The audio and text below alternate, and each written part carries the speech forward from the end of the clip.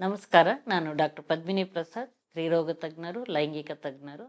ಇಂದಿನ ಚಿತ್ರಲೋಕ ಯೂಟ್ಯೂಬ್ ಕಾರ್ಯಕ್ರಮದಲ್ಲಿ ನಾನು ಮಾತಾಡ್ತಿರೋವಂಥ ವಿಷಯ, ಈ ಬಂಜೆತನದ ಚಿಕಿತ್ಸೆಯಲ್ಲಿ ಇನ್ನೊಂದು ಮಹತ್ವದ ಒಂದು ಆಧುನಿಕ ಚಿಕಿತ್ಸೆ ಅಂತ ಹೇಳ್ಬೋದು.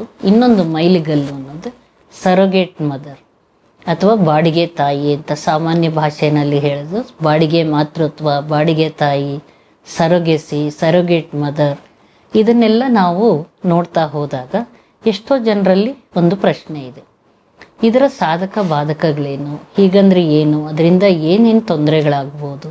ಯಾಕಂದರೆ ಒಂದು ಹಂತದಲ್ಲಿ ಈ ಸರೋಗೇಟ್ ಮದರ್ ಅಥವಾ ಸರೋಗೆಸಿ ಅನ್ನೋದು ಕೆಲವು ಸ್ತ್ರೀಯರನ್ನು ದುರುಪಯೋಗ ಮಾಡ್ಕೊಳ್ಳೋ ಥರ ಆಗಿದೆಯಾ, ಅಥವಾ ಒಂದು ಈ ಗರ್ಭಧಾರಣೆನೇ ಒಂದು ವಾಣಿಜ್ಯೀಕರಣ ಆಗಿದೆಯಾ, ಇಂಥದ್ದೆಲ್ಲ ಪ್ರಶ್ನೆಗಳು ಬಂದು ಈಗ ಸರ್ಕಾರ ಕೂಡ ಅದಕ್ಕೆ ಅದರದೇ ಆದ ಒಂದು ಕೆಲವು ರೂಲ್ಸು, ರೆಗ್ಯುಲೇಷನ್ಸು, ಯಾರು ಬಾಡಿಗೆ ತಾಯಿ ಆಗ್ಬೋದು, ಯಾವ ಸಂದರ್ಭದಲ್ಲಿ ಅದನ್ನು ಉಪಯೋಗಿಸ್ಬೋದು, ಯಾವ ರೀತಿ ಅದನ್ನು ನಾವು ಮಾಡ್ಬೋದು ಅನ್ನೋದಕ್ಕೆ ಎಲ್ಲದಕ್ಕೂ ಕೂಡ ಒಂದು ರೀತಿಯ ಅದರದೇ ಆದ ರೂಲ್ಸ್ ಆ್ಯಂಡ್ ರೆಗ್ಯುಲೇಷನ್ಸ್ನ ತೊಗೊಂಡು ಬಂದಿದ್ದಾರೆ.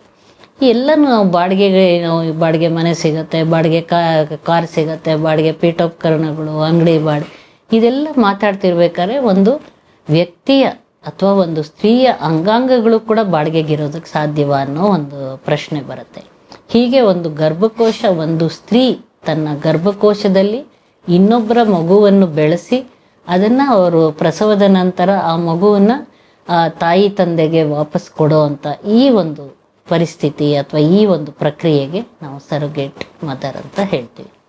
ಇದರೊಳಗೆ ಕೆಲವರಲ್ಲಿ ನಾನಾ ಕಾರಣಗಳಿಂದ ಸ್ತ್ರೀಯಲ್ಲಿ ಮಗುವನ್ನು ತನ್ನ ಗರ್ಭಕೋಶದಲ್ಲಿ ಬೆಳೆಸೋಕ್ಕೆ ಸಾಧ್ಯವಾಗದೇ ಇರ್ಬೋದು, ಗರ್ಭಕೋಶನೇ ಬೆಳವಣಿಗೆ ಆಗಿಲ್ಲದೆ ಇರ್ಬೋದು, ಅಥವಾ ಗರ್ಭಕೋಶ ಕಾರಣಗಳಿಂದ ತೆಗೆದು ಹಾಕಿರ್ಬೋದು, ಅಥವಾ ಅವಳಿಗೆ ಬೇರೆ ಇತರೆ ಕಾಯಿಲೆಗಳಿಂದ ಗರ್ಭಧಾರಣೆ ಪ್ರಸವಕ್ಕೆ ತೊಡಕುಗಳಾಗಿ ಅವಳಿಗೆ ಅದು ಸಾಧ್ಯವಾಗದೇ ಇರ್ಬೋದು. ಅಂತಹ ಸಂದರ್ಭಗಳಲ್ಲಿ ಅಥವಾ ಪುರುಷನಲ್ಲೂ ಕೂಡ ಏನೋ ತೊಂದರೆ ಇದ್ದು ಸ್ತ್ರೀನಲ್ಲಿ ಕೂಡ ಈ ರೀತಿಯಾಗಿ ಅವಳ ತನ್ನ ಗರ್ಭದಲ್ಲಿ ಒಂದು ಮಗುವನ್ನು ಬೆಳೆಸಿ ಗರ್ಭಧಾರಣೆ ಪ್ರಸವಕ್ಕೆ ಸಾಧ್ಯವಾಗದೇ ಇರುವಂಥ ಸಂದರ್ಭಗಳಲ್ಲಿ ಅದೇ ಸ್ತ್ರೀಯ ತನ್ನ ಅಂಡಾಣು ಮತ್ತು ತನ್ನ ಗಂಡನ ವೀರ್ಯಾಣು ಅದೆಲ್ಲ ಚೆನ್ನಾಗಿರ್ಬೇಕಾದ್ರೆ ಅದನ್ನು ಅಂಡಾಣು ವೀರ್ಯಾಣು ಈ ಟೆಸ್ಟ್ ಟ್ಯೂಬ್ ಬೇಬಿ ಮೂಲಕವಾಗಿ ಅದನ್ನು ಭ್ರೂಣವನ್ನಾಗಿ ಮಾಡಿ ಬೇರೆ ಸ್ತ್ರೀಯ ಗರ್ಭದಲ್ಲಿ ಅದನ್ನು ಕಸಿ ಮಾಡಿ ಅದರೊಳಗೆ ಮಗು ಬೆಳೆಸಿ ವಾಪಸ್ಸು ಇವ್ರಿಗೆ ವಂಶವಾಹಕ ತಂದೆ ತಾಯಿಗೆ ಅದನ್ನು ಮರುಕಳಿಸಿ ಕೊಡೋದು.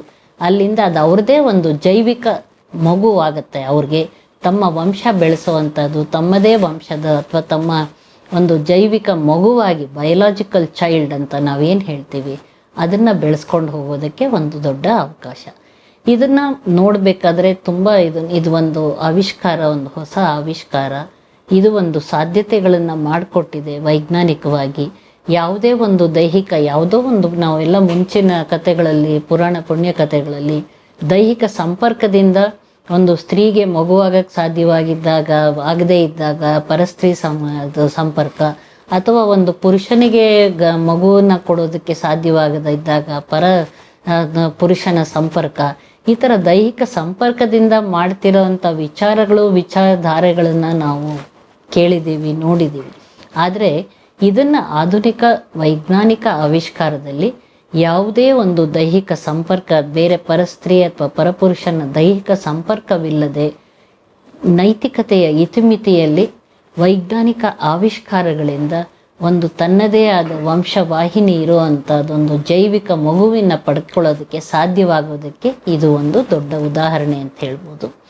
ಆದರೆ ಇದರೊಳಗೆ ಬಾಡಿಗೆ ತಾಯಿ ಆಗೋವಳ ಅವಳ ದೈಹಿಕ ಸ್ಥಿತಿ ಏನಾಗುತ್ತೆ, ಅವಳಿಗೆ ಗರ್ಭಧಾರಣೆ ಪ್ರಸವದಿಂದ ಆಗುವ ತೊಡಕುಗಳೇನು, ಅವಳಿಗೆ ಏನಾದರೂ ತೊಂದರೆ ಆದರೆ ಮುಂದೆ ಏನು, ಅವಳ ಡೆಲಿವರಿ ಆದಮೇಲೆ ಮಗು ಕೊಡಲು ಒಪ್ಪದಿದ್ದರೆ ಏನು ಮಾಡೋದು, ಅಥವಾ ಅವಳಿಗೆ ಆ ಮಗು ಏನಾದರೂ ನ್ಯೂನತೆ ಇದ್ದು ಆ ಪೋಷಕ ತಂದೆ ತಾಯಿಯರು ತಗೊಳ್ಳೋದಕ್ಕೆ ಹಿಂದೆಟ್ಟು ಹಾಕಿದ್ರೆ ಏನು ಮಾಡೋದು, ಅಥವಾ ಇವರಲ್ಲಿ ಪೋಷಕ ತಂದೆ ತಾಯಿಯಲ್ಲಿ ಒಬ್ಬನ ಸಾವಾಗ್ಬೋದು, ತಾಯಿದು ಸಾವಾಗ್ಬೋದು, ತಂದೆ ಸಾವಾಗ್ಬೋದು, ಅವ್ರನ್ನ ಹಾಗೇನೆ ಬಿಟ್ಟು ಆ ಮಗುನ ಅವರು ವಾಪಸ್ ತಗೊಳ್ಳದೆ ಹೋಗ್ಬೋದು. ಇಂಥದ್ದೆಲ್ಲ ಹಲವಾರು ನಾವು ಈ ನಿದರ್ಶನಗಳನ್ನು ನಾವು ನೋಡಿದ್ದೀವಿ. ಕೋರ್ಟ್ ಕೇಸ್ಗೆ ಹೋಗಿದ್ದು ಮೊದಲೆಲ್ಲ ಹೊರದೇಶದಿಂದ ಬಂದು ನಮ್ಮ ಭಾರತ ದೇಶದಲ್ಲಿ ಈ ಬಾಡಿಗೆ ತಾಯಿಯಾಗಿ ಪಡೆದು ಅವ್ರಿಗೆ ಅದೊಂದು ದೊಡ್ಡ ವಾಣಿಜ್ಯೀಕರಣವಾಗಿ ಆಗಿ ಒಂದು ಹಲವಾರು ಸ್ತ್ರೀಯರ ದುರುಪಯೋಗ, ಬಲವಂತದಿಂದ ಅವರನ್ನು ಇದು ಸರೋಗೇಟ್ ಮದರ್ಗಾಗಿ ಮಾಡೋ ಅಂಥದ್ದು, ಇಂಥವೆಲ್ಲ ನಡೆದಿರೋದು ನಾವು ನೋಡಿದ್ದೀವಿ. ಆದರೆ ಅದಕ್ಕೂ ಕೂಡ ಹಲವಾರು ನಾವು ಮೊದಲೇ ಹೇಳ್ದಂಗೆ ಒಂದು ಬಹಳ ಸ್ಟ್ರಿಕ್ಟಾಗಿ ಅದನ್ನು ಕಾನೂನು ರೀತಿ ಹೇಗೆ ಕಾನೂನು ರೀತಿ ಅದನ್ನು ಒಳಪಡಿಸಬೇಕು, ಅವಳ ಖರ್ಚು ವೆಚ್ಚಗಳನ್ನು ಹೇಗೆ ನೋಡ್ಕೊಳ್ಬೇಕು, ಅವಳಿಗೆ ತೊಂದರೆ ಆದರೆ ಯಾವ ರೀತಿ ಅವಳಿಗೂ ಪರಿಹಾರ ಸಿಗಬೇಕು, ಇದೆಲ್ಲ ಕಾನೂನು ರೀತಿ ಸರಿಯಾದ ಒಪ್ಪಂದ ಮಾಡಿಕೊಂಡಾಗ ಹೆಚ್ಚಿನ ತೊಂದರೆ ಇರಲ್ಲ.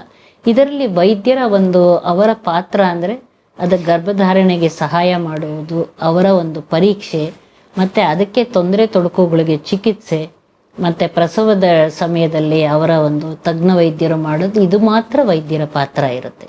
ಉಳಿದಿದ್ದೆಲ್ಲ ಅವರವರ ಒಂದು ಕಾನೂನು ರೀತಿಯ ಅವರ ಒಪ್ಪಂದ, ಅವರ ಒಂದು ಇದರದ್ದು ತೊಂದರೆಗಳೆಲ್ಲ ಅವರಿಗೆ ಬಿಟ್ಟಿರೋದಾಗಿರುತ್ತಿದ್ದು. ಹಾಗಾಗಿ ಪೋಷಕ ತಂದೆ ತಾಯಿಗಳು ಮತ್ತು ಈ ಬದಲಿ ಮಾತೃತ್ವ ಅಥವಾ ಸರೋಗೇಟ್ ಮದರ್ ಇವರಿಬ್ಬರ ಮಧ್ಯೆ ಇರುವಂಥ ಒಪ್ಪಂದ, ಅವಳ ಒಂದು ಡೆಲಿವರಿ ಆದ ನಂತರ ಈ ಮಗುವಿನ ಅವರು ಪೋಷಕ ತಂದೆ ತಾಯಿಗಳಿಗೆ ಒಪ್ಪಿಸ್ಬೇಕು. ಇದೆಲ್ಲ ಕೂಡ ಸರಿಯಾಗಿ ಒಂದು ಮಾರ್ಗದರ್ಶನ ಮಾಡಿದಾಗ ಇದು ಕೂಡ ಯಾವುದೇ ಕೆಲವು ಕಾರಣಗಳಿಂದ ತನ್ನದೇ ಆದ ಮಗುವನ್ನು ಪಡ್ಕೊಳ್ಳೋದಕ್ಕೆ ಸಾಧ್ಯವಾಗದೇ ಇದ್ದಾಗ ಅವರ ಒಂದು ಜೈವಿಕ ಮಗು ಅಂದರೆ ಬಯೋಲಾಜಿಕಲ್ ಚೈಲ್ಡ್ ಪಡ್ಕೊಳ್ಳೋದಕ್ಕೆ ಒಂದು ದೊಡ್ಡ ಆವಿಷ್ಕಾರ ಅಂತ ಹೇಳ್ಬೋದು.